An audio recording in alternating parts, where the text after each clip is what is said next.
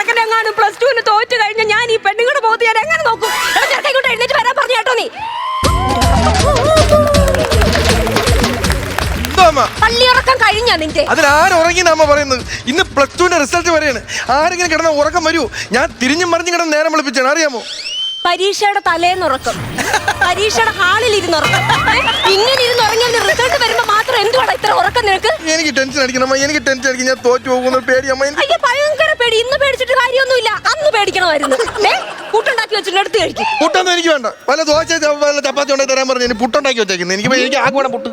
പുട്ട് വേണ്ടാന്ന്. നമ്മുടെ കാലത്ത് ഇത് വല്ലതും ഉണ്ടോ? കപ്പ പുഴുങ്ങിയത്, പയറ് പുഴുങ്ങിയത്, ചേന പുഴുങ്ങിയത്, ഇങ്ങനെയൊക്കെ കഴിച്ചോണ്ടാണ് ഈ ചേമ്പ് തടത്തിലെ ലീലാവതി ജീവിച്ചിരുന്നത്, അറിയാമോ നിനക്ക്? എന്നിട്ട് അപ്പൊ റോഡേ പോകുമ്പോ ആൾക്കാർ പറയണോ ചേമ്പ് നിറമെന്നല്ല പറയുന്നത്, കമ്പക്കെട്ട് കുടുംബം പോണെന്നാണ് പറയുന്നത്. എന്റെ കുടുംബത്തെ പറ്റി നീ പറയാറായിട്ടില്ല, എന്റെ മോനെ നീ പറയാറായിട്ടില്ല. നീ ഇന്ന് +2 നീ ജയിച്ച് കാണിക്കുക. നിനക്ക് ഞാൻ നല്ല ഒന്നാന്തരം ഒരു സദ്യ ഒരുങ്ങി തരാം. ഞാൻ സദ്യ ഒരുക്കുന്നതാണ് അമ്മയുടെ വിഷയം. ഇപ്പൊ എനിക്ക് പ്രായം 17, 21 വയസ്സാകുമ്പോ കല്യാണ പ്രായമായി. വിളിച്ച എല്ലാവർക്കും നാട്ടുകാർക്ക് ഒരു സദ്യ കൊടുത്താൽ കല്യാണം കഴിച്ചാൽ മക്കളെ ആദ്യം ഒരു ഷോർട്ട് ഫിലിം പിടിച്ച് കാണിക്കും. എന്നിട്ട് നീ 100 കോടി പടത്തിന്റെ ക്ലബിൽ കയറാനായിട്ട് നോക്കും. അപ്പൊ കെട്ടാനായിട്ട് നടക്കുന്ന